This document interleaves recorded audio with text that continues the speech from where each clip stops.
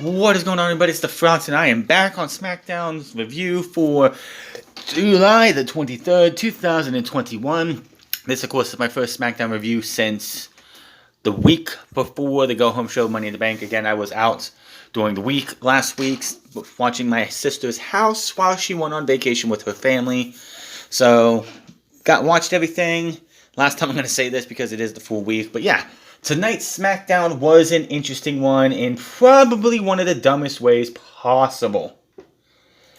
This was by far something I don't think anybody's going to forget for a long time because, yeah, this was the night that they were emanating from Cleveland and the Rolling Loud Festival in Miami, Florida, right outside the Hard Rock Cafe, Hard Rock Stadium, where the Miami Dolphins play, and where the Super Bowl was in 2020, if I'm correct, or 2021. One of the last two Super Bowls was in the Hard Rock place, but yeah, which was by far the stupidest thing, the most head-scratching idea that WWE had ever come up with. They had two matches. Now, last week we were advertised Big E versus Apollo Crews and Carmella versus Bianca Belair in a women's championship match. Well, we got the women's championship match, but we did not get Big E versus Apollo Crews. They were actually in Cleveland, and I just think this shows how WWE goes with things. The fact that before, I don't think Big E was penciled. I don't think Big E was assured to be the Money in the Bank briefcase holder going into Money in the Bank. They didn't make that decision until they got to the pay-per-view. Because if he didn't win Money in the Bank, they probably would have had that match there. But with the way things went, they made the smart decision to have Big E in Cleveland to do something with the other guy, with the mid-card, pretty much. So that was Big E and Apollo Crews night tonight. So yeah, other than that, this show, John Cena opened it, Roman Reigns closed it. John Cena, of course, challenged Roman Reigns to a championship match at SummerSlam. Would Roman Reigns take the match? And if not, who would be challenging him at SummerSlam? We'll talk about that here in a bit. Of course, John Cena comes out, hypes up the crowd, says Cleveland, talks about, he makes a joke about the Cleveland Indians changing their name to Guardians because that's something that happened today. So he said he went to the Cleveland play somewhere in Cleveland and changed his middle name to Guardian.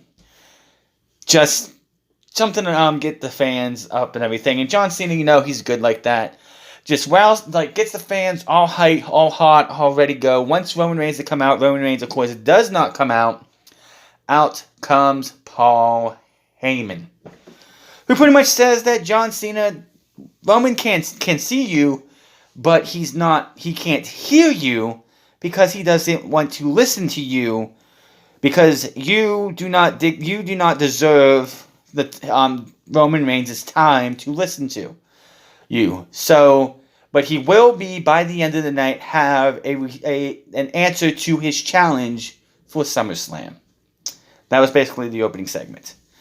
So, that, again, good. It was a good opening segment, but what happens later on in the night, we'll have to talk about it then.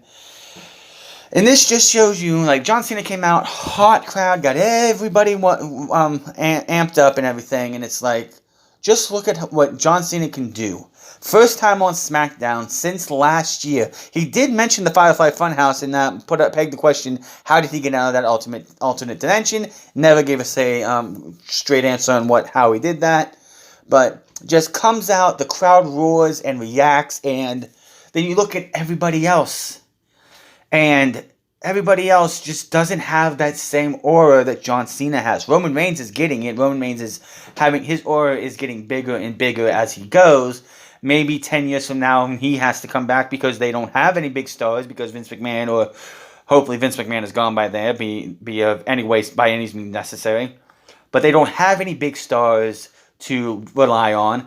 Roman comes back and he'll have that big reaction that Cena has. It's like Cena, Roman, of course, The Rock, Stone Cold, of course, because he's Stone Cold Steve Austin. Basically, that's it for those who WWE have a hold of them. Oldberg, I don't know what the fuck people were thinking there. People were fucking stupid, even chanting his name. His time's up, and I do not want to see him ever again, but WWE's got him until 2022. But it just shows how lackluster WWE's roster is right now. Yes, Balor was in, I believe, the next match. He got a big reaction. But this is Cleveland. It's a big city. You're going to have a lot of the WWE, a lot more hardcore fans are going to be here than wherever they, like when they go to a small town. And you don't have that hardcore following going with you. But, yeah, Cena just gets the crowd rolling, and it was smart to have him come out. Edge, like, they did the Rolling Loud thing, and then they had Edge come out after that was done because they did 2 matches back-to-back instead of doing 1 match, going back to Cleveland, doing a few things, and doing another match. No, they did them back-to-back just to get it over with, and we'll talk about that here in a bit. But after that was done, and that disaster was over, they had Edge come out, which was smart because he is also in that list of guys who can get the crowd rolling and riled up going into whatever they need to go into. So, yeah, that was all of that. We go into Finn Balor versus Sami Zayn. Of course, as you know, Finn Balor made his return last week after being off of NXT TV since he lost the belt to Karrion Kross, and I think he had a rematch, but he lost the belt to Karrion Kross. And, oh boy, that's not going too well for WWE, the backlash on that. But if Balor comes back, he has a match with Sami Zayn after what happened last week. Why did he attack Sami Zayn? Because that's all I can think of. There's really no reason. Probably just because Sami Zayn was running his mouth and Balor just wanted to shut him up. That's the only reason I can think that he would attack Sami Zayn. And I guess it makes sense, you know, Sami Zayn is a despicable heel. And that's all you can think of. So they had themselves a match. And we have, like I said, we have ourselves a match. It's a pretty decent match here. Sami Zayn, of course, is a good hand in the ring. Finn Balor is a great babyface. And he's only been heel one time in WWE, and that was in NXT. I really would like to see how he would be as a heel on the main roster if Vince McMahon would ever go that route with him. Because if the babyface thing just goes down the way it does, hopefully they would eventually turn this guy heel, because Fergal Devitt as himself can be a pretty despicable heel and take what he did in NXT and what he did in Japan back in the day and turn it up another notch. Balor wins with the coup de grace after he turns around the counter. Then there's a double stomp. He goes, he went for a roll up. He went for something, turned it into a roll up, got through it, and hit a double stomp. Drop kick in the corner. Sami Zayn does not go down. He rolls around, goes into another corner. Balor with another drop kick in the corner. Coup de grace. 1, 2, 3, and Balor is your winner. This would not be the only time you see Balor tonight, but as for now, he stands tall. Caleb Braxton is backstage with Baron Corbin. Apparently, the guy he had set up his GoFundMe account stole his money, stole his secret, stole his identity, and maxed out all his cards. I call bullshit. I hate these in big, like, having this, oh, I'm a wrestler for WWE, or I'm a wrestler for a big company like WWE, AEW, New Japan. I don't know how much New Japan pays people, but like AEW, WWE, this does not fly with me. This dude is making bank working for the biggest wrestling company in the world. No matter how high the AEW is getting right now, they are still number 2, and they're going to be number 2 for a while. But this is the biggest wrestling company, and you expect me to believe that this dude is so down hard on his luck that he can't even afford to drive a car here. He had to ride the bus. Give me a break. I don't care about this. You're not going to get the sympathy from me for Baron Corbin. You think you're going to be able to turn this guy into a babyface? Fuck off. Just isn't going to work. I don't know when he's going to have his final breakdown to become Happy Corbin, which I don't even know what that's going to be, and I don't even know what that's going to look like, but I don't care. He walks off, moving on. We go to the ring, and out comes Big E, which again, at this time, I was under the impression, and so was everybody else, that this dude was going to be at Rolling Loud for a match with Apollo. He gets a few words in, and lo and behold, here comes Apollo Crews to pretty much talk shit on the fact that he won the Money in the Bank briefcase, but that's not a championship like the championship that I won. He gets interrupted by Ziggler and Robert Roode, who talk about the Intercontinental title before they get interrupted by Nakamura. And then Nakamura gets interrupted by Cesaro, who wants the title, and it's swing time in Cleveland, as he said. They brawl. Cruz retreats to the floor. Cesaro sends Ziggler to the floor. Aziz works over Big E in the corner. Aziz gets the double choke slam. Cesaro and Nakamura both. But they fight out him off. Joins in for the clothesline. Aziz to the floor. Cruz is back in now, but Cesaro stakes him and swings him once. I don't know why. He just swung him once and threw him away. So, I was thinking, just like probably anybody else, you have Apollo Crews, you have Dolph Ziggler, Robert Roode, Big E, Cesaro, and Nakamura. Oh no, we're getting a 6-person tag match. Thankfully, we didn't.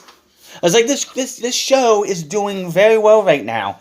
It's a pretty good show. Please don't sully it with a fucking 6-person tag match. No, they sullied it with Rolling Loud. As we went there, Wale was over, of course, because he's Wale. Goes out there and has the fans chant, "We want the smoke." He introduces the Street Profits. Street Profits come out.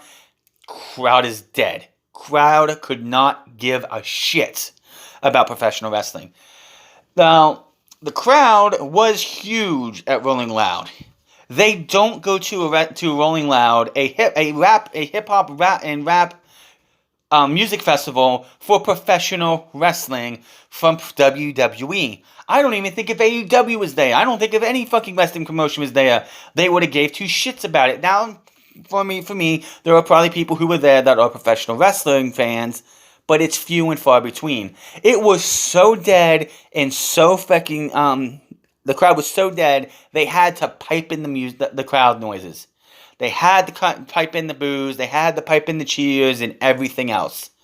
That's how bad it was.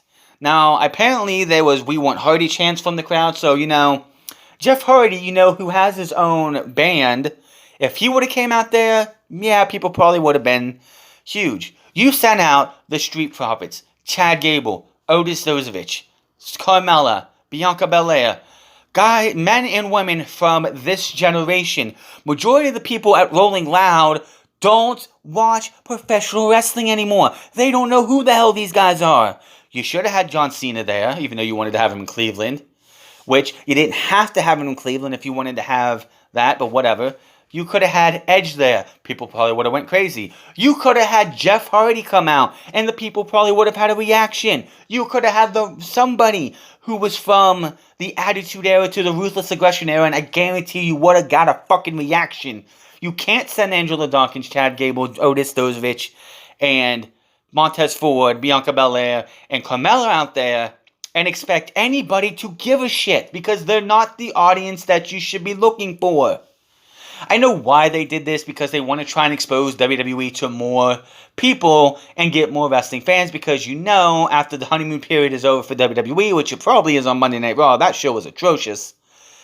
The fan base is going to dwindle down again, and after SummerSlam and John Cena is gone, it's going to dwindle down to where they're back to where they were pre-pandemic, where the crowd, they're not selling tickets whatsoever. They have John Cena on 15 shows because tickets weren't selling. They had to cancel a show, and a SmackDown show, because they were not selling enough tickets. And so you come here to this, and you have Alicia Taylor, the NXT ring announcer, announced the matches, so good for her. And you could just tell that this was a bad idea. From start to finish, this entire thing was a bad idea. You had Bianca Belair go out there after the Street Profits, after Angela Dawkins beat Chad Gable. I'm not even going over the matches because they didn't matter. She goes out there, they have they have a big stage where the ring's at. Then they have this little walkway that has a little cross on it. She walks up there, she's holding her title up and swinging her hair with the other. And you could just see the crowd looking like, Who is she? And why is she holding a belt up? And why is she twirling her hair like that? None of these people know who they are. So why the fuck would you put these 5 people out there, the 6 people, to pretty much die in front of a crowd that doesn't give a shit? This would have been the smart idea to have a Jeff Hardy go out there. You could have had Jeff Hardy go out there against literally anybody, any of the heels on Raw or SmackDown, just for the fucking hell of it, and I guarantee you, they would have had an actual reaction because they know who Jeff Hardy is. They don't know who the fuck these people are.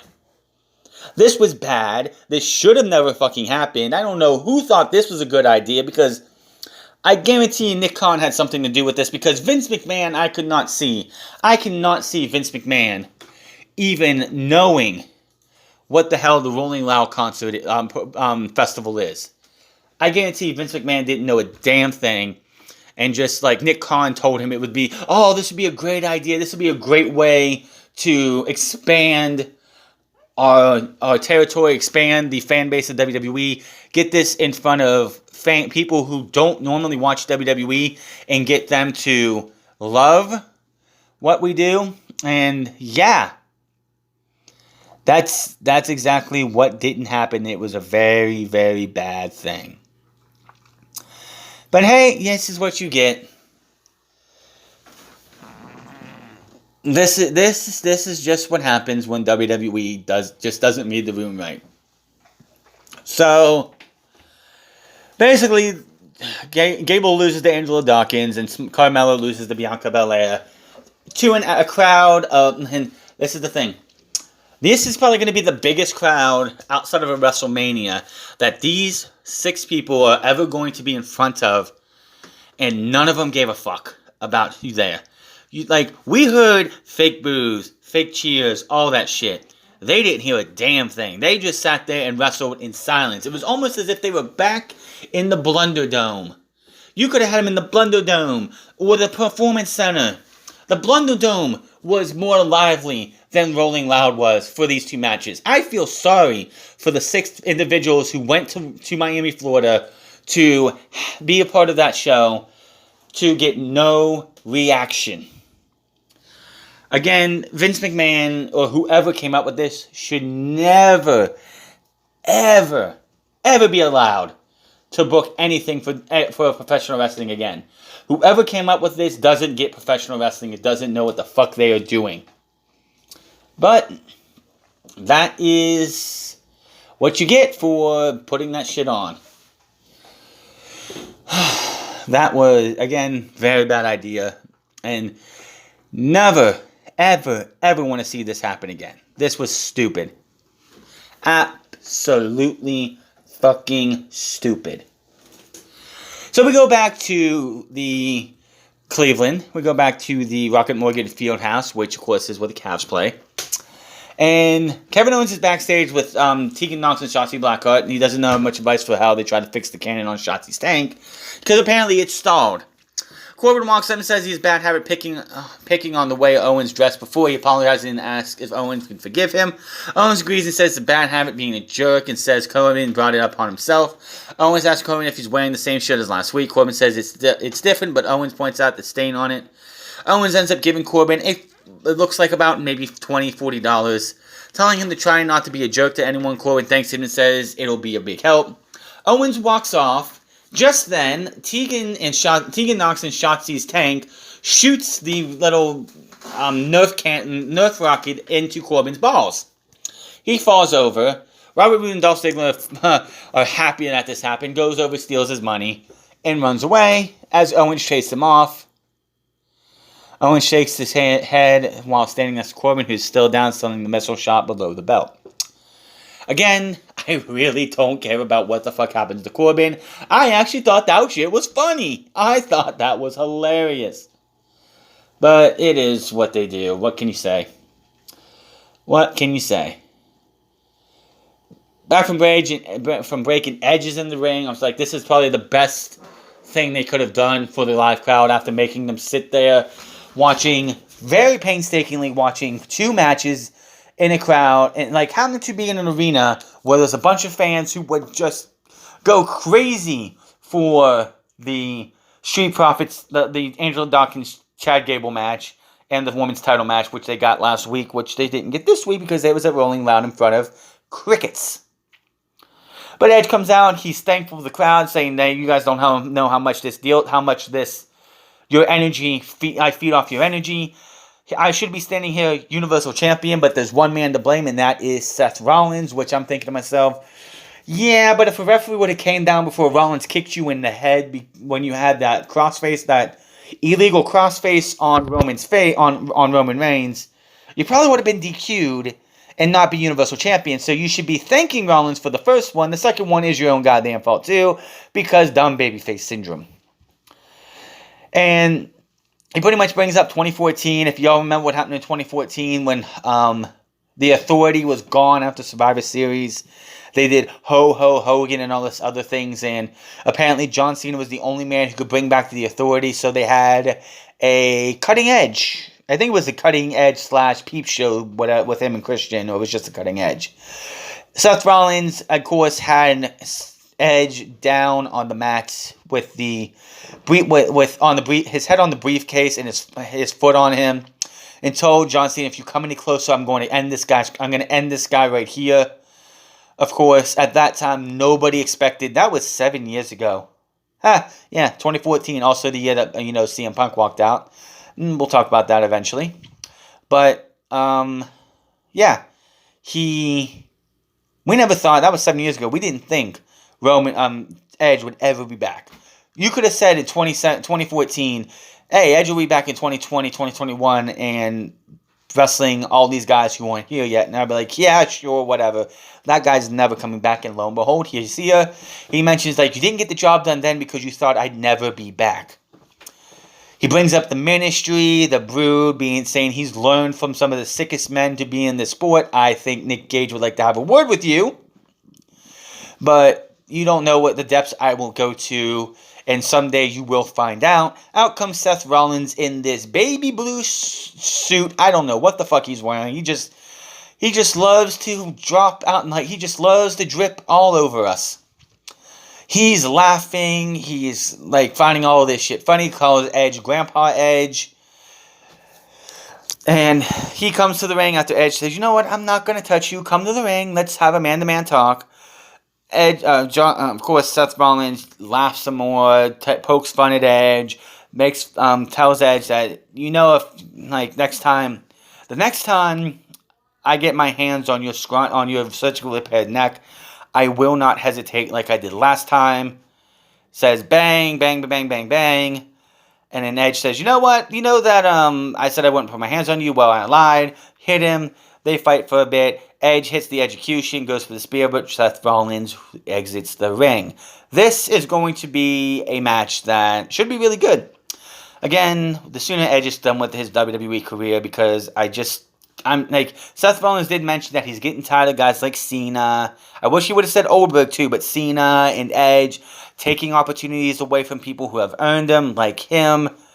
He's sick of it. I'm sick of that too. I don't want to see a John Cena. I don't want to see a fucking Edge come back and take opportunities. WWE needs to worry about the here, now, and the future, and not the past. But the then is more important than the now or forever for WWE. So, a lot of people are going to be hyped for this match. I could care less. I really don't care what Edge does. I want him to just be done. SummerSlam is already pretty much sold out, so I don't know why we need to have this match, but we're going to have this match. If it's a good match, I'm not going to complain about it, but the sooner we're done with the Edge stuff, the better. That's all I got to say. So, then we come to Toni Storm making her SmackDown debut as a main roster. I'm pretty sure, Toni Storm has been on SmackDown once before when they did the SmackDown versus Raw versus NXT feud in 2019 going into Survivor Series, but this is her main roster debut. No longer an NXT women's wrestler, she is now on SmackDown against Zelina Vega, who, by the way, did not get an entrance. Zelina Vega, whose best quality and her best portion of her career was when she was managing Andrade in NXT. She's not that good of a wrestler. She's decent at best, mediocre at worst. She's like her place in professional wrestling should be managing somebody. I'm sorry. Why she came back to WWE is beyond me. So they have this match here, and Toni Storm actually has to struggle against Zelina Vega, which again makes no sense to me. Now, Vega did get some shots in. She did get some near falls. Toni Storm then has her, I don't know what the hell this was, but she had her, like she was going to go for a backslide, but she's standing up, flings her off her back and catches her into a cutter, RKO cutter, and they call it the Storm 1 for the 1, 2, 3. I've never seen her do that before, of course. I haven't seen Toni Storm wrestle on TV in a while, so it's something she could have done differently. People are complaining, oh, well, they changed the Storm Zero. That's not the fucking Storm Zero, first off, people. That's the Storm 1, I guess, now. The Storm Zero used to be something else, and then they turned it into the double underhook powerbomb. This is not the Storm Zero. God, please tell me they had this full thing somewhere, because I really want to play Roman's speech about John Cena, because holy shit was it great. So, yeah, Toni Storm gets the win. Out come the Usos as Jimmy takes on Dominic Mysterio after what happened at the pay-per-view, which again, I do not agree with. He takes on Dominic Mysterio, and I'm just going to say it now, Dominic Mysterio, between now and whenever his father retires, needs to find his own identity. I mean, it's great being the son of Rey Mysterio, but that's only going to get you so far. Yes, he gets to wrestle guys like the Usos. He's wrestled Seth Rollins. He's got all the experience, in a dark match tonight, John Cena and the Mysterios took on the Bloodline. So, John Cena's first match was a dark match tonight, so just going to say that there. Plus, Babyface is probably one. But, yeah, John Cena, Mysterio gets to work, Dominic gets to work with Cena, Roman, the Usos, and all these big names that are definitely going to help him later on in his career, but he needs to find his own identity. Him being the son of Rey Mysterio, in the long run, won't carry him too far. Because right now, he's in his father's shadow. And that, even though his father is smaller than him in size, that shadow is huge. And he needs to find his own identity so he can get out from behind it. Just ask Dustin Rhodes how he went from being the son of Dusty Rhodes to being Goldust and making his name as big as he could. Dom needs to do the same thing, or eventually he'll just be a what could have been in wrestling. So, this was a pretty decent match as well. Dominic should have won. Dominic did not win this match, as we get a Jimmy. People need to get that right, because that wasn't right. Jimmy backs up to reinforce the pin. A reversal. That's Jay provides the assistant with his legs on Jimmy's back to reinforce the pin, just like he did at the pay-per-view. And the referee, of course, couldn't see this, and Jimmy gets the win. After the match, Reigns has some words with the referee as Usos celebrate and stand tall. Out comes Roman Reigns for his talk on John Cena and give his response about John Cena. Now, of course, I wish I could find this, but I can't find it. It's a great fucking promo. If you hear one promo from this show, Roman's promo on John Cena being a nostalgia act and being pretty much the same thing every single time is just fucking fantastic. Now, he tells everyone needs to acknowledge him. Us at home, the crowd, even John Cena did. He wanted to acknowledge Cena, but the Hollywood fooled him, as he picks as John Cena comes out, and it's a nostalgia act. I thought we were going to get something different, but no. Same t-shirt, same entrance, same music, same catchphrase, same long-winded speech. It's like missionary style every single night. Holy shit. And he pretty much, long story short, he says, my answer to you is no. Because we're not going to see this. I don't want to see you. I don't have any need to see you. So, yeah. I got to hear this in a second. But, yeah, Cena, you're out. Out comes Finn Balor. Finn Balor walks out. Roman's like, my counsel says that you're here to acknowledge me. The dude's like, no, I'm not here to acknowledge you. But if you don't accept Cena's challenge, how about mine? And then, I didn't see this coming. Roman's looking around. He's starting to laugh at Balor. All of a sudden, the entire arena in Cleveland is chanting, Roman scared. Roman's scared and clapping. Eventually, Roman says, challenge accepted. And the show goes off the air with both men staring each other down. Now, they did not say this was happening at SummerSlam. It could be happening at SummerSlam, which would make what are they doing with John Cena? But I just don't know when this match is going to happen. So, we'll see what happens with that. Now, I'm looking on Twitter I'm looking on Twitter because I can do two things at once. Apparently, there's a new pay-per-view being announced by Bianca Belair at Rolling Loud after we cut away. Oh. All right. Rolling Loud. In the WWE Universe, we have a very special announcement for you tonight. And to tell you the one and only Trae Young from the Atlanta Hawks. Trae Young of all people. Thanks, Bianca, for that incredible introduction. What's up, Rolling Loud? Oh, a lot of boos because he's playing for the Hawks. Trae Young, point guard for the Atlanta Hawks, coming to you from the ATL. And I have a special announcement to make. For the first time ever, WWE will host a pay-per-view in Atlanta on New Year's Day. I don't know about you, but I think New Year's Trae would be a great name for the event.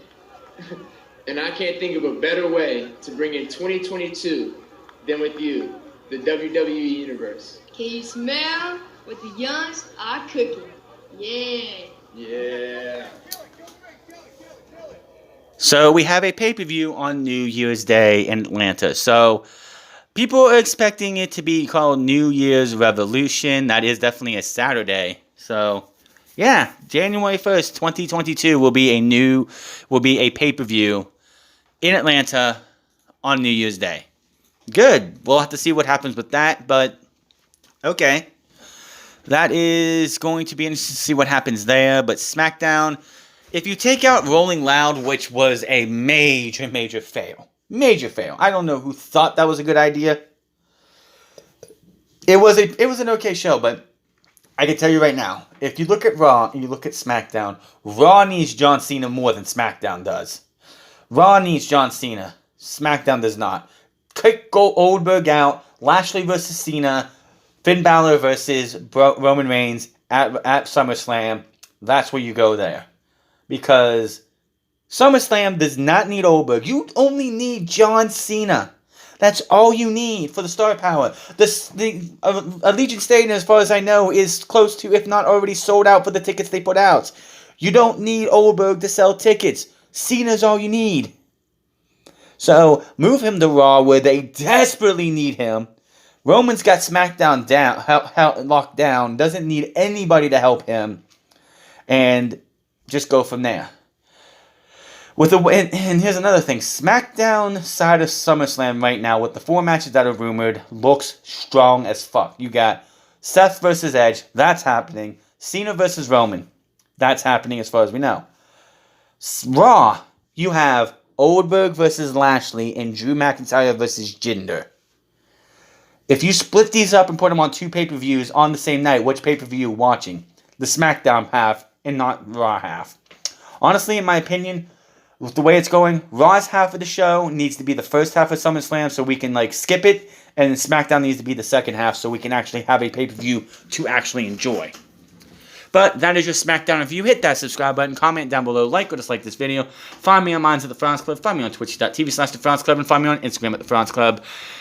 And I will see you guys on Monday for Raw. And if you want to find me on Twitch, I will be there tomorrow.